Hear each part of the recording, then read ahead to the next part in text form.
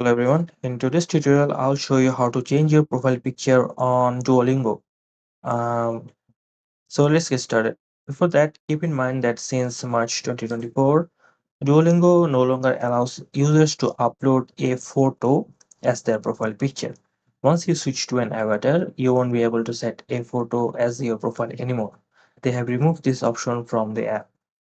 So with that said, you can still customize your avatar, and there's more customization options to make it truly yours. First, open the Duolingo and go to your profile page. You can do this by tapping your profile picture or using the settings gear in the corner. And once you're on the profile, you will see an option to customize your avatar. Click on that to enter the avatar creator. Now here you can customize almost everything from hairstyle to like body shape, piercings, accessories, and skin tone, and more. There are tons of options to make your avatar truly unique.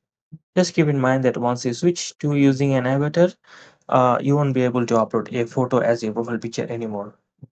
And that's all there is to it. You can now enjoy your personalized avatar as your Duolingo profile picture. Thanks for watching, and I'll see you in the next video.